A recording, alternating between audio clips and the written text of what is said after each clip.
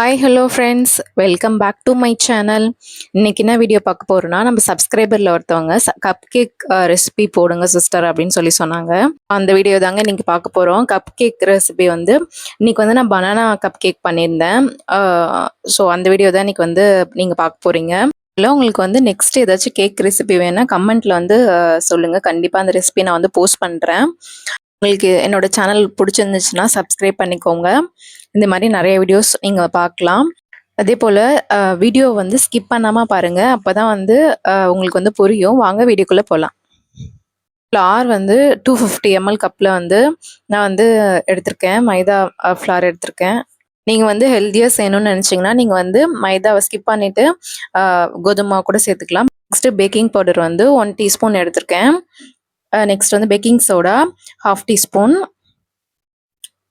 Next வந்து salt வந்து 1/4 teaspoon எடுத்திருக்கேன். இதெல்லாம் சேர்த்து நல்லாவே வந்து மிக்ஸ் பண்ணிக்கலாம். பேக்கிங் பவுடர் பேக்கிங் சோடாவில் ஒரு சில வந்து கட்டிகள்லாம் இருக்கும். ஸோ அதனால் நல்லா வந்து கலந்து விட்டுக்கோங்க. நெக்ஸ்ட்டு பனானா வந்து ஒன்று எடுத்துக்கோங்க. நல்லா வந்து பழுத்த பனானாவாக இருக்கணும். அப்போ தான் டேஸ்ட் நல்லாவே கொடுக்கும். இந்த மாதிரி நல்லா வந்து மேஷ் பண்ணி வச்சுக்கோங்க. பெரிய பனானாவாக இருந்தால் 1 போடுங்க. சின்ன பனானா இருந்துச்சுன்னா 2 போட்டுக்கோங்க. ஸோ கரெக்டாக இருக்கும். நெக்ஸ்ட்டு சுகர் வந்து 1/2 கப் நான் எடுத்திருக்கேன். 125 ml கப்பில் வந்து சுகர் எடுத்திருக்கேன். நீங்கள் பவுடர் பண்ணியும் போடலாம், இல்லை முழு சுகராகவும் போடலாம். ஸோ போட்டுட்டு பனானா கூட நல்லா அந்த சுகர் வந்து சேர்கிற அளவுக்கு நல்லாவே வந்து நல்லா கலந்து விட்டுக்கோங்க. இந்த மாதிரி இருக்கணும். பாருங்கள் நல்லாவே வந்து ஒரு லிக்விட் கன்சிஸ்டன்சி வந்திருக்கு. அந்தளவுக்கு மிக்ஸ் பண்ணிக்கோங்க. நெக்ஸ்ட் வந்து 2 முட்டை ஆட் பண்ணியிருக்கேன். முட்டை ஆட் பண்ணிவிட்டு நல்லா வந்து கலந்து விட்டுக்கோங்க. முட்டை ஃப்ரிட்ஜில் வச்சு யூஸ் பண்ணாதீங்க. ரூம் டெம்பரேச்சரில் இருக்கிறது யூஸ் பண்ணுங்கள். நெக்ஸ்ட் வந்து வெனிலா எசன்ஸை 1 டேபிள் ஸ்பூன் போட்டுக்கோங்க. நல்லா வாசனையாக இருக்கும். நல்லா வந்து கலந்து விட்டுக்கோங்க. பட்டர் வந்து 50 ml எடுத்திருக்கேன். பட்டர் போட்டுக்கோங்க. நீங்கள் பட்டர் வேணாம் அப்படின்னு நினச்சிங்கன்னா ஸ்கிப் பண்ணிவிட்டு ஆயில் போட்டுக்கலாம். நான் வந்து பட்டர் கொஞ்சம் ஆயில் கொஞ்சம் போட்டிருக்கேன். அப்படி நீங்கள் ஆயில் மட்டும் போடணுன்னு நினச்சிங்கன்னா 100 ml போட்டுக்கோங்க. நான் வந்து இதில் கொஞ்சம் அதில் கொஞ்சம் போட்டிருக்கேன்.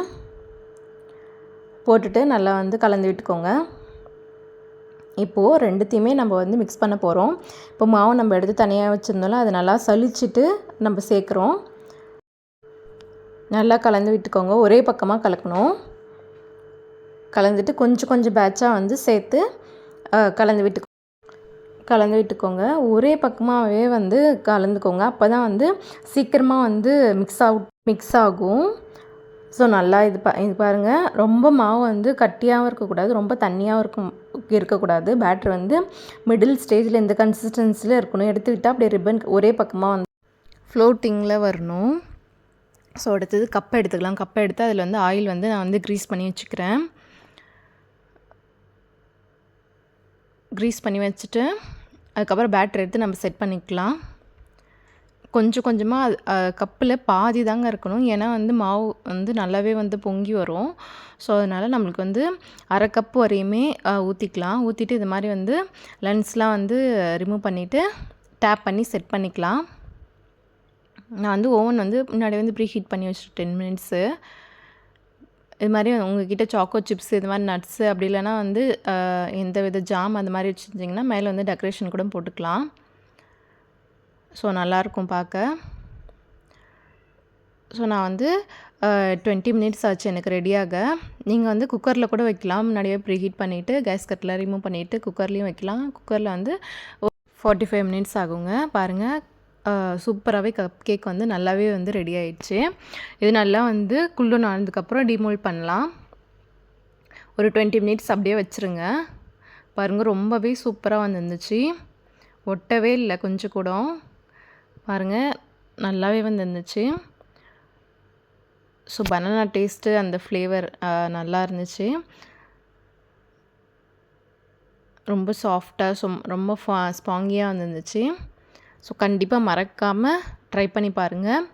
எப்படி இருந்துச்சுன்னு கமெண்ட்ஸில் ஷேர் பண்ணுங்கள். நெக்ஸ்ட்டு உங்களுக்கு ஏதாச்சும் ரெசிபி வேணும் அப்படின்னு நினச்சிங்கன்னா கமெண்ட்ஸில் சொல்லுங்கள். கண்டிப்பாக நான் வந்து நெக்ஸ்ட் வீடியோ அதை நான் போஸ்ட் பண்ணுறேன்.